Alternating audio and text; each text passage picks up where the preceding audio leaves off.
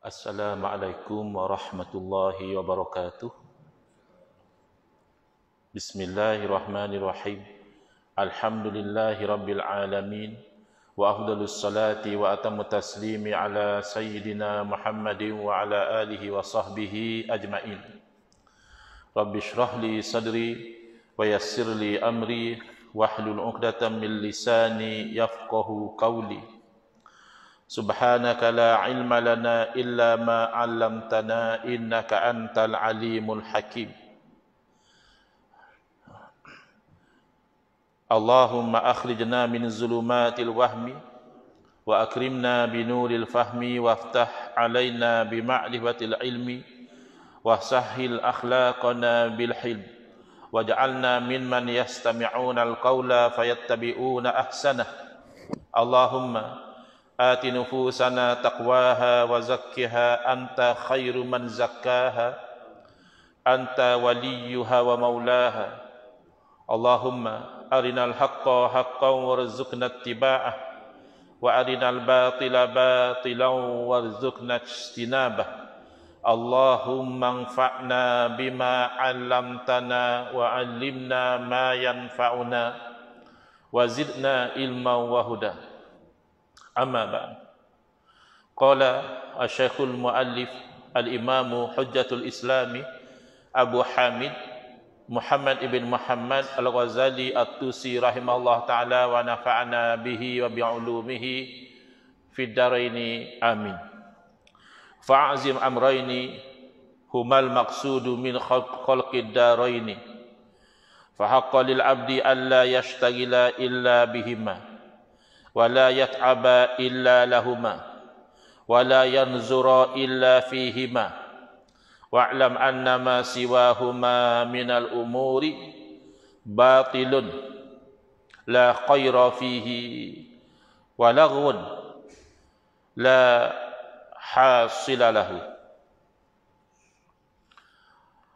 Alhamdulillah, muslimin muslimat, hadirin hadirat yang saya hormati, moga-moga kita semua dirahmati dan diberkati oleh Allah Subhanahu wa taala, dan moga-moga kita semua dikurniakan oleh Allah Subhanahu wa taala kefahaman yang baik di dalam urusan agama sesuai dengan sabda junjungan Nabi kita Nabi Muhammad sallallahu alaihi wasallam, man yuridillahu bihi khairan yufaqihu fid din. Barang siapa yang Allah nakkan dengan dia kebaikan, nescaya Allah beri dia faham dalam urusan agama.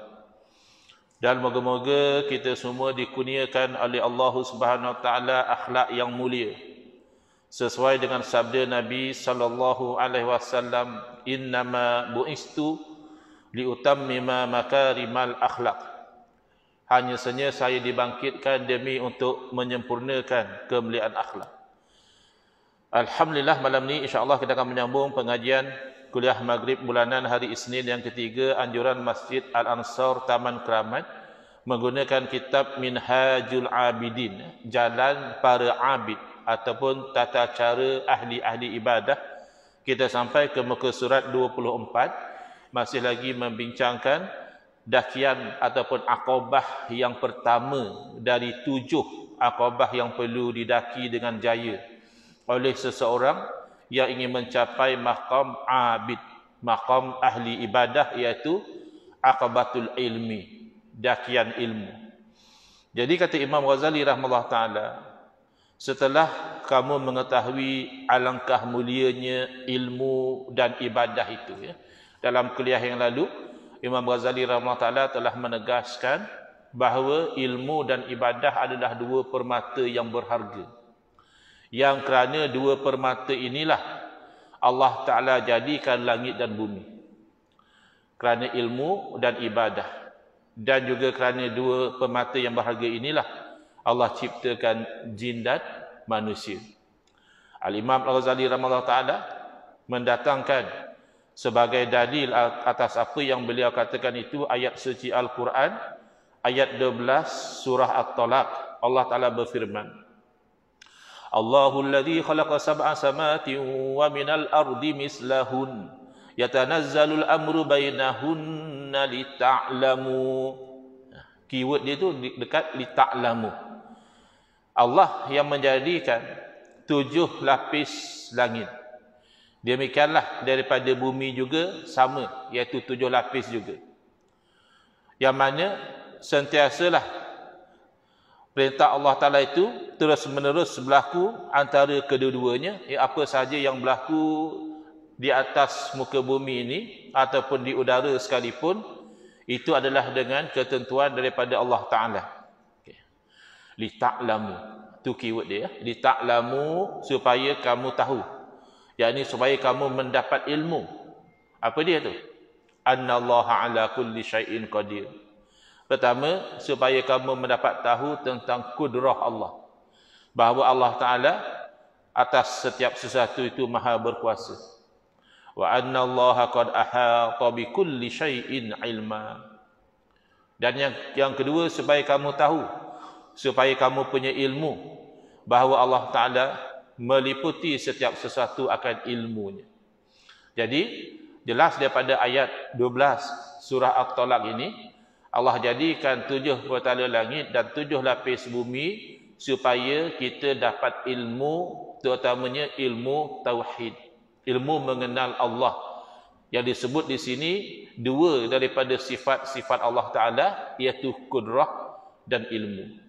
Jangan sampai kita tidak tahu Allah Maha Berkuasa, jangan sampai kita tidak tahu Allah Maha Mengetahui. Kemudian diceritakan jin dan manusia. Al-Imam Al-Ghazali rahimahullah ta'ala memetik ayat 56 daripada surah Az-Zariyat, wa ma khalaqtul jinna wal insa illa liya'budun. Dan tidaklah aku ciptakan jin dan manusia kecuali supaya mereka itu melakukan ibadah kepada aku. Jadi jelas daripada ayat-ayat suci Al-Quran, penciptaan langit dan bumi, penciptaan manusia dan jin kerana 2 perkara, ilmu dan ibadah. Jadi setelah kita tahu betapa mulianya ilmu dan ibadah itu, maka hendaklah kedua-dua itu dipandang besar. Jangan diremehkan 2 perkara yang Allah sendiri besarkan. Kerana kedua-dua inilah, ilmu dan ibadah inilah yang dimaksudkan daripada penciptaan 2 buah negeri. Adanya dunia dan akhirat, tentang ilmu dan tentang ibadah. Oleh itu, wajiblah bagi seseorang hamba agar jangan dia membimbangkan dengan sesuatu melainkan dengan kedua-dua ini. Kalau kita nak rasa runsing, nak rasa sibuk, nak rasa occupied kepada otak kita ni, biarlah dengan ilmu dan dengan ibadah. Habis tak bolehlah kita fokus kepada urusan perniagaan, urusan politik, urusan jual beli, urusan pekerjaan. Siapa kata tidak boleh? Boleh. Kerana ibadah ini ada 2 bentuk. Satu, ibadah khassah, ibadah khusus yang telah ditetapkan oleh Allah SWT, begitulah cara dia, dan biasanya kita lakukan hanya kerana Allah perintah. Kita tidak ada keperluan pun nak solat macam tadi. Kita solat maghrib, solat sunat dan sebagainya. Atas keperluan kita sebagai manusia, tak ada masalah pun kalau tak solat. Kita masih boleh kenyang, kita masih boleh minum, kita masih boleh sihat. Habis kenapa kita susah-susah solat, datang lagi ke masjid, ya, dengan hujan lebat lagi, ya. Sebab Allah suruh. Itu ibadah khusus, kita buat semata-mata kerana Allah suruh. Ya, kenapa kita menahan diri pada bulan Ramadan daripada makan, minum dan sebagainya? Kerana Allah suruh. Kenapa kita susah-susah kumpul duit, ya, buat daftar untuk pergi haji? Ya, kerana Allah suruh. Kalau tidak Allah suruh, mungkin kita prefer pergi negara lain untuk berjalan, untuk melancong. Tetapi ada di sana ibadah ammah, ibadah dalam bentuk umum yang asalnya kita lakukan dan mungkin orang kafir juga lakukan.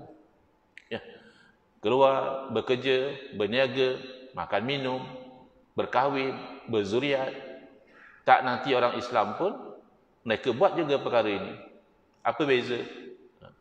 Bezanya orang yang beriman, dia boleh convert perkara-perkara adah, perkara-perkara kebiasaan iaitu rutin kehidupan seorang manusia convert supaya ada nilai ibadah di sisi Allah Subhanahu wa taala. Dia tukar perniagaan dia menjadi ibadah di sisi Allah. Dia tukar pekerjaan dia jadi ibadah di sisi Allah. Dia tukar makan minum dia jadi ibadah di sisi Allah. Dia tukar perkahwinan dia jadi ibadah di sisi Allah Subhanahu wa taala. Bahkan masyhur Nabi SAW memberitahu bahawa bersamanya seorang lelaki dengan isterinya itu adalah sedekah. Padahal itu kalau kita lihat satu hubungan yang kehaiwanan, haiwan pun ada hubungan macam itu. Tapi kenapa dalam Islam ada nilai sedekah? Kerana dilakukan melalui jalan perkahwinan. Bila ada sahabat masa heran, takkanlah seorang lelaki seronok-seronok dengan isteri dia, bersedap-sedap dengan isteri dia pun ada nilai sedekah. Jadi Nabi SAW buka fikiran dia. Kalau dia salurkan kepada yang haram, adakah tidak dia berdosa? Dia ada nafsu, maka dia berzina atau dia liwat dan sebagainya. Adakah dia berdosa? Ya. Lalu Nabi SAW terangkan, demikian kalau dia salurkan melalui jalan yang halal, maka ada pahala. Jadi, dua syarat untuk perkara adat menjadi ibadah. Pertama adalah niat kena ikhlas kerana Allah Subhanahu wa taala. Ini terpakai kepada dua-dua sebenarnya. Innamal a'malu binniyat. Hanya sahaja amalan itu dinilai berdasarkan niat. Ibadah khassah pun di sisi Allah tidak ada nilai kalau niatnya bukan kerana Allah. Walaupun ibadah khassah, kita semayang, kita berzikir, kita berpuasa, kita pergi haji. Tapi Allah memandang, menilik pada hati kita, rupanya bukan kerana Allah kita buat. Maka di sisi Allah tidak ada nilai. Di sisi manusia, kita hukum dengan zahir, mana kita tahu hati perut orang. Yang kita pandai-pandai pula, oh dia ni semayang tak ikhlas ni. Tak payah sibuk. Nak sibuk ikhlas tak ikhlas, diri kita sendiri. Aku tadi semayang ikhlas dah. Aku ni sedekah ni ikhlas dah. Diri kita, kita selidik, sebab hati kita. Hati orang lain, tu kerja Allah Ta'ala. Tapi nak ceritanya, di sisi Allah, kalau tidak ada niat yang ikhlas, ibadah yang khusus juga tidak ada nilai ibadah. Apatah lagi perkara adah, makan minum, perniagaan, jual beli. Pernah satu orang lelaki di zaman Nabi SAW yang beliau ni rajin keluar, pagi-pagi keluar bekerja, petang balik kerja. Jadi ada komen daripada sebahagian, kata mereka alangkah bagusnya kalau pemuda ini masih gagah lagi, masih bertenaga, gunakan kemudaan dia dan kegagahan dia untuk berjihad fi sabilillah. Ini hanya kan sibuk keluar kerja, balik kerja, keluar kerja, balik kerja. Nabi SAW tidak setuju dengan komen itu. Seolah-olah menyempitkan ibadah hanya pada satu jalan. Sedangkan jalan ibadah ini luas. So itulah disebut oleh Imam Ibn Athaillah As-Sakandari rahimahullah ta'ala, tanawwa'at ajnasul a'mal biaqdari tanawwa'ati waridatul ahwal. Bercabang-cabang, berbeza-beza jenis amal soleh seseorang itu, mengikut kadar berbeza-beza hal keadaan seorang itu Allah letak dia pada posisi apa. Jadi orang tadi Allah letakkan dia pada posisi dia orang yang keluar bekerja cari rezeki yang halal. Lalu Nabi SAW beritahu kalaulah dia keluar itu kerana ikfaf, kerana nak jaga diri, tak meminta-minta dengan orang, nak makan pun terpaksa minta sedekah dengan orang, tu kan jatuh maruah, aib. Ya, kalau terdesak nak buat macam mana? Tapi dia keluar bekerja, dia tak mau jadi macam itu. Kata Nabi SAW, fahuwa fi sabilillah. Maka pemuda itu sebenarnya berada pada jalan Allah. Dan kalau dia keluar tadi itu dengan tujuan supaya dia dapat rezeki, dia boleh bagi kepada mak ayah dia, balas budi mak ayah dia sedikit sebanyak, walaupun tidak terbalas, sebagai tanda, gesture menunjukkan dia balas budi, fahuwa fi sabilillah. Atau dia keluar kerja pagi, balik petang, tujuannya itu supaya dia dapat melunaskan tuntutan nafkah anak dan isteri dia, fahuwa fi sabilillah. Kecualilah kalau dia keluar bekerja itu supaya dia dapat harta dan dia dapat berbangga-bangga, tunjuk kepada orang, saya orang kaya, saya mampu beli kereta mewah, saya mampu duduk di rumah yang mewah. Barulah Nabi SAW berkata dengan tujuan tafakhur, bermegah-megah demikian, fahuwa fi sabilis syaitan. Maka barulah orang itu pada jalan syaitan. Zahir sama. Tapi yang membezakan adalah niat. Yang kedua adalah syarat untuk menjadi ibadah satu perkara yang adah, hendaklah perkara itu patuh syariat. Berarti tidak melanggar hukum. Mungkin antara tuan-tuan masih ingat satu masa dahulu ada kenyataan mengatakan kalau orang itu berniat nak cari nafkah, boleh dia melacurkan diri dia. Pernah ada orang buat statement macam itu. Tapi niat dia nak cari nafkah lah. Bukan dia saja-saja seronok-seronok nak melacur diri. Tapi dia tu melacurkan diri supaya dia dapat cari nafkah, makan, minum dan sebagainya. Maka kenyataan macam ini tidak betul. Betul lah, niat cari nafkah tu termasuk niat yang diiktiraf oleh syarak. Tetapi melacurkan diri perbuatan yang haram. Maka tak boleh dia kata saya niat ikhlas. Tapi cara dia buat tu cara yang melanggar syarak, tidak jadi ibadah. Ya, tetap perkara itu perkara yang haram. Yang kita kata boleh convert nilai ibadah ini adalah kalau perkara itu asalnya perkara yang harus saja. Nak berniaga boleh, nak kerja makan gaji boleh, nak makan boleh, tak nak makan pun tak apa. Ya. Nak kahwin boleh, tak nak kahwin pun asalnya boleh. Perkahwinan ni harus, paling-paling sunat. Ya. Boleh berubahlah, ada kalanya jadi wajib, ada kalanya jadi haram. Ya. Berlaku pada perkahwinan ni hukumnya 5. Tapi yang asal by default sama ada ia harus atau dia sunat. Ya.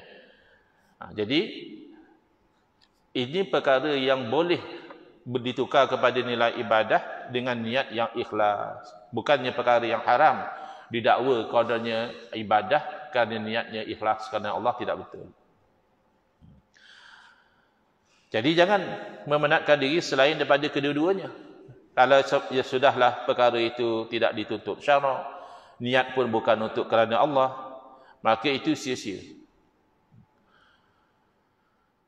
Dan tidak melihat melainkan kepada kedua-duanya, iaitu kita kalau boleh fokus kita itu sesuatu yang mendatangkan ilmu kepada kita dan sesuatu yang ada nilai ibadah kepada kita. Nak buat satu benda, hatta nak buat satu posting di Facebook pun, ini tips yang diberi oleh ulama-ulama contemporary, ulama zaman moden. Sebab benda ni hanya ada zaman moden. Nak buat posting Facebook, tak tahulah tuan-tuan masih ber-Facebook lagi ke, atau Instagram ke, Twitter ke. Zaman sekarang kan macam itu. Ini kaedah umum dalam kita nak buat sesuatu dalam media sosial. Jadi kata dia, kita pause, kita berhenti sekejap dan kita renungkan, adakah posting yang kita nak buat itu, yang kita nak upload ke Facebook dan sebagainya itu, bakal menggembirakan kita selepas kita mati. Kita kena bayang sekejap, katakanlah lepas aku buat posting ni aku mati. Adakah posting itu sesuatu yang nanti menggembirakan aku di alam sana? Kalau ya, posting kita itu menyampaikan ilmu, menyampaikan dakwah, nasihat, wa tawasau bil haqqi, wa tawasau bis sabri, ya. Teruskan, upload, posting, viral kan. Tetapi kalau kita timbang tengok, ini posting ada unsur memfitnah, ada unsur menyebarkan perkara yang belum pasti, ada unsur membuka aib orang lain, dan sebagainya, maka jelas itu akan menyedihkan kita di alam sana, maka jangan. Ini dalam perkara baru yang tidak ada di zaman dahulu, tapi para ulama tetap memberi bimbingan supaya kemudahan moden ini tidak disalahgunakan. Ketahuilah bahawa perkara-perkara yang lain daripada keduanya yang tidak ada nilai ilmu dan nilai ibadah merupakan perkara yang batil, tiada kebajikan padanya, dan juga merupakan perkara yang sia-sia, tidak ada faedah, tidak ada hasil baginya. Jadi poin yang pertama, ilmu dan ibadah kedua-duanya adalah berharga, nilainya tinggi. Kemudian kata Imam Ghazali rahimahullah ta'ala lagi, فَإِذَا عَلِمْتَ ذَلِكَ فَعْلَمْ أَنَّ الْعِلْمَ أَشْرَفُ الْجَوْهَرَيْنِ وَأَفْضَلُهُمَا. Memang kedua-duanya berharga. Tapi ketahuilah dan yakinlah antara kedua-dua permata yang berharga ini, bahawa ilmu itu adalah yang lebih mulia ataupun yang paling mulia. dan yang lebih utama ataupun yang paling utama. Dua-dua tu berharga. Dua-dua tu mulia. Tapi kalau nak banding antara dua ni, maka ilmu yang lebih mulia. Kerana itulah Nabi SAW telah bersabda, Inna fadlal alimi alal abidi ka fadli ala adna rajulin min ummati. Sesungguhnya kelebihan satu orang yang alim, yakni orang yang punya ilmu, berbanding dengan satu orang yang abid, sekadar dia ni ahli ibadah tapi tidak alim. Itu umpama kelebihan saya, yakni kelebihan Nabi SAW, berbanding dengan lelaki yang paling rendah sekali dalam umat aku. Jadi nak menunjukkan betapa lebihnya ilmu berbanding ibadah. Seorang alim, tapi tidak makna alim tak ibadah langsung. Ya, semayang pun tidak, puasa pun tidak. Bukanlah maksud macam itu. Ya, dia alim, dia tunaikanlah kewajipan-kewajipan dia, tapi tidaklah dia itu ahli ibadah yang sepenuh masa, sunatnya, rawatibnya, tahajudnya, zikirnya, tidak. Tapi tidaklah juga dia ahli maksiat. Ya, tinggalkan perkara wajib, buat perkara haram pun tidak. Dia tunaikan yang fardu, dia tinggalkan yang haram, tapi nak kata dia ni ahli ibadah, tak banyak ibadah dia. Yang seorang lagi itu tak ada ilmu tapi rajin ibadah. Maka lebih yang alim tadi. Sebagaimana lebihnya Nabi SAW kata baginda, berbanding dengan serendah-rendah manusia di lelaki atau manusia di kalangan umatku. Dan sabda Nabi SAW lagi, Nazratun ilal alimi ahabbu ilayya min ibadati sanatin siyamiha wa qiyamiha. Satu tilikan pandangan ke wajah orang alim, itu terlebih aku kasih berbanding dengan beribadah setahun puasa dan juga solatnya. Nah, ini maksudnya puasa sunat dan solat sunat. Kerana memandang pada wajah orang alim bukannya satu kewajipan. Ya. Jadi kalau salat fardu, jelas yang fardu lebih daripada yang sunat atau yang harus. Maksudnya kalau satu orang tu rajin sembahyang sunat, puasa sunat setahun, berbanding dengan memandang kepada wajah orang alim, yakni dengan pandangan mengambil manfaat, bukan pandangan membenci atau pandangan memperlekehkan. Ada juga orang pandang orang alim tapi dengan penuh kebencian.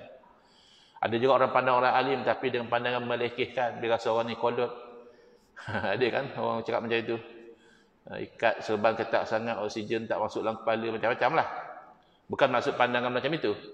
Nazrah di sini adalah pandangan yang ada rasa nak ambil kebaikan daripada ilmu orang alim, yang ada rasa hormat kepada kealiman dia. Maka pandangan sebegitu lebih dikasihi berbanding solat dan puasa sunat yang dilakukan selama 1 tahun. Baik. Katakan ini hadis yang dhaif. Penilai hadis mengatakan status hadis ini dhaif. Kenapa Imam Ghazali bawa juga? Kerana ini hanya menceritakan fadilat, kelebihan ilmu. Adapun menuntut ilmu, Nabi SAW dah bagi tahu, talabul ilmi faridatun ala kulli muslimin. Menuntut ilmu adalah kefarduan. Jadi bukan nak cerita hukum, ya, nak cerita fadilat. Maka sebagaimana disebut oleh Imam Nawawi rahimahullah taala, para ulama minal muhaddisin daripada kalangan ahli hadis wal fuqaha, demikian daripada kalangan ahli fiqh, mengatakan ya juzu, boleh, wa yustahabbu, bahkan digalakkan, al amalu bil hadis dhaif, beramal dengan hadis yang dhaif. Ma lam yakun maudhu'a, selama mana dhaifnya itu bukanlah sampai maudhu', bukanlah sampai hadis palsu, ya, hanya dhaif biasa-biasa saja, tak sampai palsu. Fil fadail, dalam perkara-perkara kelebihan. Wat taghrib, perkara-perkara yang menggalakkan. Ini termasuk menggalakkan juga, menggalakkan orang itu menuntut ilmu. Wat tarhib, dan menggerunkan, ya, supaya kita takutlah orang kata apa ni Imam Ghazali bawa hadis dhaif ni. Jadi hadis dhaif dalam perkara fadilat ini sepakat para ulama membenarkan. Dalam riwayat yang lain daripada Nabi SAW, ala adullukum ala asyafi ahlil jannati, tak mahukah aku tunjukkan kepada kamu semulia-mulia ahli syurga? Qalu bala ya Rasulullah. Lalu para sahabat menjawab, bahkan tentulah kami nak ditunjukkan siapakah ahli syurga yang paling mulia. Qala hum ulama'u ummati. Lalu Nabi SAW menerangkan, mereka itu adalah ulama-ulama di kalangan umatku.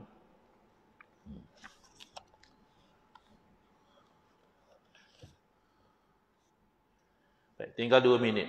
Ya. Saya stopkan dulu kat sini. Cuma satu peringatan kepada kita dari segi amalan praktikal supaya ibadah kita itu lebih cantik.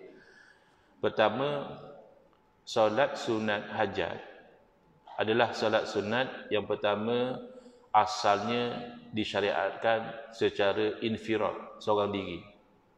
Bukan secara jamaah. Boleh tak buat jamaah? Hukumnya harus. Boleh. Bukan kata haram, tidak. Boleh. Harus saja. Tapi bukanlah disunatkan solat hajat ini berjamaah, tidak. Harus saja. Jadi saya sekali perlu diingatkan supaya orang tak tersalah ingat, oh macam sembahyang raya juga hajat ni, jemaah. Tidak. Asalnya seorang diri, tapi kita nak buat ramai-ramai pun hukumnya boleh, harus. Dan solat yang tidak berwaktu. Maknanya bukan macam solat rawatib ada waktu dia. Solat khusuf, gerhana ada waktu dia. Solat hari raya ada waktu dia. Maka kita dahulukan yang ada waktu, iaitu wirid lepas sembahyang. Saya bagi peringatan ni sebab tadi lepas sembahyang fardu je terus kita sembahyang sunat hajat.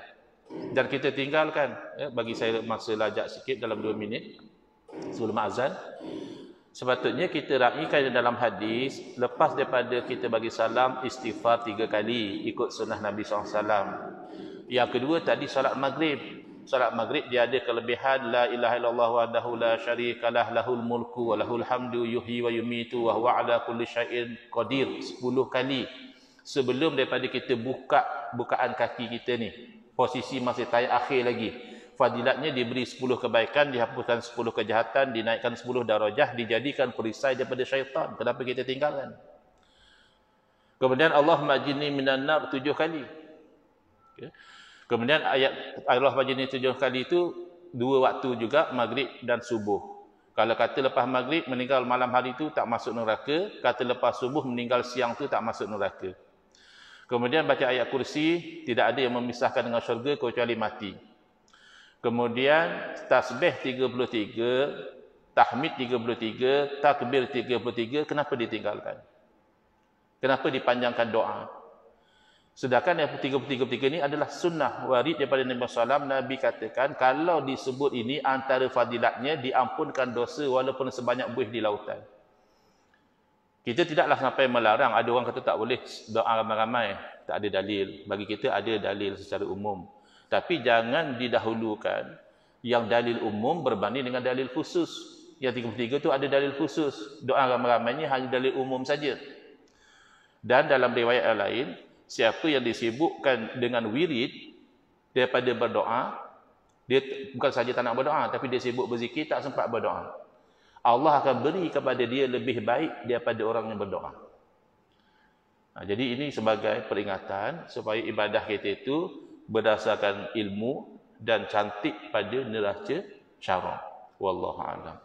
Bismillahirrahmanirrahim. Alhamdulillahirabbil alamin. Wassalatu wassalamu ala asyrafil anbiya'i wal mursalin wa ala alihi washabbihi ajmain. Allahumma shrah sudurana wa ahsin akhlaqana wa azim ujurana wa nawwir qulubana bi nuri hidayatika kama nata'adha bi nuri syamsika abadan abada bi rahmatika ya arhamar rahimin. Amin ya rabbal alamin. Walhamdulillahirabbil alamin.